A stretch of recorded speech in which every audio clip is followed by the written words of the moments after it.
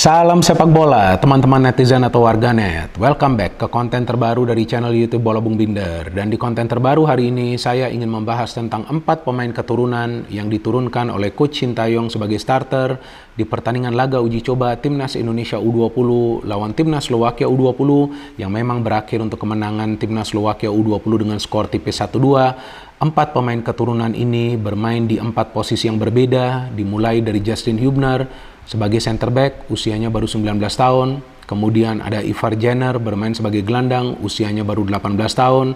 Ada Rafael William yang bermain sebagai penyerang sayap, usianya baru 19 tahun. Dan juga ada Zico Sori yang bermain sebagai ujung tombak atau center forward yang usianya baru 19 tahun.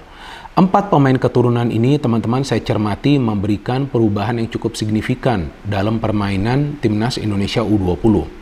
Dimulai dari Justin Hubner yang berkali-kali bisa membangun serangan dari lini pertahanan. Bahkan gol dari Indonesia itu bermula dari umpan yang diberikan oleh Justin Hubner ke lini depan. Teman-teman lihat lagi deh tayangan ulang. Justin Hubner scanning dulu, melihat dulu siapa rekannya yang berada dalam posisi yang free atau open space alias ruang terbuka, atau juga melakukan pergerakan tanpa bola untuk mendapatkan ruang terbuka. Baru kemudian dia melepaskan umpan tersebut. Dan dia memberikan umpan tersebut ke sektor sebelah kanan, di mana sana ada Zaki. Dan Zaki memang adalah pemain yang cepat dan juga punya skill individu yang bagus. Dan gak ada masalah juga untuk mengandalkan skill individu. Seperti yang juga pernah saya jelaskan, skill individu itu adalah bagian dari permainan. Dan ketika pemain percaya diri, nah disitulah kita melihat dia akan memanfaatkan atau mengandalkan skill individunya. Dan itulah yang dilakukan oleh Zaki ketika dia sprint, tapi dia juga tidak lupa untuk membagi bola. Sehingga ketika dia cutback, di sana sudah ada Rafael William yang tinggal menyontek bola. Nah, inilah yang namanya permainan kolektif alias teamwork. Berkali-kali selalu saya jelaskan bahwa tanpa teamwork jangan bermimpi untuk bisa mendapatkan hasil-hasil akhir yang positif, apalagi untuk bisa mendapatkan prestasi. Dan sekarang kan perlahan-lahan kita sudah bisa melihat bahwa para pemain Timnas Indonesia U20 bermain secara kolektif. Walaupun memang masih membutuhkan waktu agar mereka bermain lebih rapi lagi. Tapi 4 pemain keturunan ini jelas memberikan dimensi permainan yang berbeda untuk Timnas Indonesia U20. Kita bisa melihat bahwa Justin Hubner selalu bisa melakukan pressing dengan baik, bermain agresif, menyulitkan para pemain tim lawan ketika berhadapan 1 lawan 1. Ivar Jenner, pemain yang cerdas, dia bisa mendampingi Marcelino Ferdinand di lini tengah. Dia bisa beberapa kali memberikan umpan-umpan kunci. Dia bisa menyaring serangan dari para pemain tim lawan. Kemudian di depan, nah ini yang sepertinya masih butuh waktu ya teman-teman. Rafael William dan juga Zico Sori, karena 2 pemain ini kan baru saja gabung ke Timnas Indonesia U20. Jadi kalau dari segi chemistry ya terlihat belum kompak ya mereka, tapi dari segi individual performance atau permainan mereka secara individu ya saya melihat mereka bermain bagus sih. Apalagi first touch mereka atau sentuhan pertama mereka bagus banget. Jarang sekali mereka melakukan kontrol bola yang salah. Bahkan umpan-umpan mereka tuh cenderung akurat. Cuma memang terlihat mereka belum kompak satu sama lainnya dan juga dengan pemain lainnya, yakni Ronaldo Kuate yang bermain dari awal. Dan dalam beberapa kali proses serangan balik yang dibangun para pemain Timnas Indonesia U20, dan ketika mereka memberikan bola ke lini depan, sulit sekali bagi 3 pemain ini untuk bekerja sama agar bisa menciptakan peluang. Beberapa kali kita melihat Ronaldo Kuate yang mengandalkan speed sedikit terlambat memberikan umpan ke salah satu pemain lainnya yang berada di depan. Sama juga bagi Rafael William dan juga Zico. Ya tampaknya memang mereka masih membutuhkan waktu untuk lebih lama berlatih bersama rekan-rekan yang lain di Timnas Indonesia U20 dan bermain lagi di beberapa pertandingan. Seperti yang sebelumnya dilakukan oleh Justin Hubner dan juga Ivar Jenner. Sekarang kan kita melihat Justin Hubner dan Ivar Jenner ini lebih kompak dengan rekan-rekan yang lain. Dan saya suka banget nih Justin Hubner ini. Wah, pemainnya ngeyel, ngotot, mengingatkan saya kepada Sergio Ramos nih. Dan dia tidak takut sama sekali ketika harus berduel 1 lawan 1. Ya cuma dia perlu juga mengontrol emosinya. Ya memang pemain muda kadang-kadang tampil meledak-ledak ya. Jadi jika dia bisa mengontrol emosinya tentu itu akan lebih baik juga bagi dirinya. Tapi secara teknis, wah saya lihat pemain ini bagus banget teman-teman. Dan lihatlah, umpan-umpan dia ini cenderung akurat. Dan dia tidak khawatir ketika menguasai bola, artinya dia tidak pernah terburu-buru melepaskan umpan. Ketika dia tahu dia perlu memberikan bola kembali ke belakang, nah dia akan memberikan bola kembali ke belakang. Nah artinya para penjaga gawang juga yang nanti membela timnas Indonesia U20 harus bisa lebih baik mengontrol bola dan juga ya coba terlibat dalam membangun serangan. Karena kita tahu di era sepak bola modern banyak penjaga gawang yang juga bisa mengontrol bola dengan baik, menahan bola, kemudian memberikan umpan ke rekan yang lain, apakah itu di lini pertahanan atau juga di lini tengah, bahkan di lini depan. Dan lagi-lagi perlu saya ulangi bahwa gak ada masalah jika kita memakai para pemain keturunan. Kan mereka juga punya garis keturunan Indonesia, artinya mereka punya darah Indonesia. Gak ada masalah dan mereka punya niat yang baik, niat yang tulus untuk membela timnas Indonesia. Jadi ini gak ada nih sistemnya maksa-memaksa. Ya ini murni keinginan mereka, ya kita juga harus welcome mereka.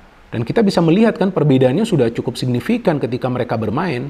Apalagi kan nih timnas Indonesia U20 kan akan bermain di Asia. Ya bukan ASEAN. Akan bermain di Asia, di Piala Asia tahun depan. Kemudian Piala Dunia yang memang kita butuh pemain-pemain keturunan ini. Jadi jika teman-teman melihat timnas Prancis U20 yang main lawan Indonesia yang menang telak dengan skor 0-6, itu sebetulnya ada 2 pemain keturunan juga loh di skuad mereka loh. Jadi apa artinya itu? Ya gak ada salahnya juga. Negara-negara yang sepak bolanya sudah berkembang saja masih kok memakai pemain-pemain keturunan mereka. Ya asalkan memang mereka ada garis keturunan dari negara tersebut kan. Ya gak masalah. Mereka akhirnya memilih warga negara Prancis dan mereka main untuk Prancis. Kan kebanyakan pemain-pemain yang di timnas Prancis itu lahirnya juga di Afrika ya teman-teman ya. Atau juga di negara lainnya. Tapi mereka akhirnya memilih Prancis kan. Dan jangankan kita bicara tentang junior saja, di level U20 saja, tapi lihat dong di level senior. Jerman, Italia, bahkan ada beberapa pemain keturunan juga. Kan gak ada masalah, mereka juga akhirnya berprestasi kan. Italia baru saja juara Eropa. Jerman beberapa tahun yang lalu juara dunia. Prancis 2018 juara dunia. Banyak pemain keturunan kan di sana kan. Nah artinya ya pemain-pemain keturunan ini memang diperlukan untuk menambah kekuatan dari tim nasional mereka. Ya gak ada salahnya juga dong kalau kita juga memakai pemain-pemain keturunan di mana memang murni keinginan dari para pemain keturunan tersebut untuk membela timnas Indonesia. Ya kita perlu welcome mereka dan kita perlu juga memberikan mereka motivasi serta semangat. Jadi jangan sampai mereka ini berkecil hati karena mereka ini juga masih dalam proses untuk belajar, berlatih bersama Coach Shin Tae-yong, memahami karakter permainan dari rekan-rekan mereka lainnya yang berada di skuad timnas Indonesia U20. Jadi untuk bisa menjalin kerjasama, they still need time. Mereka masih membutuhkan waktu teman-teman. Tapi kita harus support mereka. Saya benar-benar puas melihat penampilan mereka di pertandingan kemarin sore.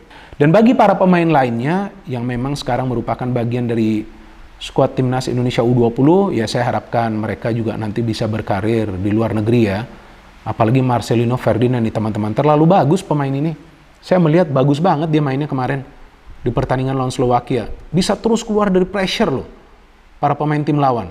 Enak banget lihat Marcelino ini main. Ya saya harapkan dia bisa mendapatkan klub di luar negeri, berlatih di sana, mendapatkan pengalaman. Akan sangat baik bagi dia. Lihat saja pemain-pemain yang berada di timnas Indonesia senior yang sudah bermain di luar negeri. Kita gak usah lihat ke Eropa dulu deh. Lihat ke Sadil Ramdhani saja yang sudah bermain di Liga Malaysia. Beda kan permainannya. Kemudian ada Egy, ada Witan yang bermain di Eropa. Ada Elkan Baggett yang bermain di Inggris. Kemudian Asnawi yang bermain di Korea, lihat permainan Asnawi, ngeyel, ngotot, ya kan, staminanya nggak pernah turun, kuat fisiknya. Arhan ya dia masih membutuhkan waktu untuk mendapatkan tempat di Jepang ya, tapi saya pikir dia juga tidak boleh putus asa, ya terus fight untuk tempatnya, karena jika berkarir di luar negeri, ya seperti yang sudah berkali-kali saya katakan, saya lupa nih, mungkin adalah yang ke-5 atau 6 kali, nggak ada tuh yang namanya orang dalam. Ya berjuang sendirian untuk mendapatkan tempat, artinya berlatih lebih keras lagi, fisik harus lebih kuat lagi, stamina harus prima, baru akan mendapatkan tempat di tim tersebut. Nah artinya mental mereka akan terbentuk teman-teman. Ketika mental terbentuk, tentu para pemain akan bermain lebih tenang lagi. Nah nanti mereka juga akan bisa mengontrol emosi mereka juga. Dan nanti juga mereka akan bisa bermain lebih cerdas lagi, karena level kecerdasan itu perlu ditingkatkan.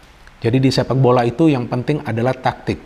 Jika taktik ini bisa diaplikasikan oleh pelatih dengan baik, dan kemudian para pemain bisa mempraktekkannya di atas lapangan, ya disitulah nanti tim-tim lawan akan bisa dilumpuhkan. Jadi kita tunggu perkembangan dari Timnas Indonesia U20. Sekalian juga kita tunggu keputusan dari Coach Sintayong, karena dari perkembangan berita, sepengetahuan saya bahwa Rafael William dan juga Zico Sore ini kan masih dalam masa percobaan ya, atau trial.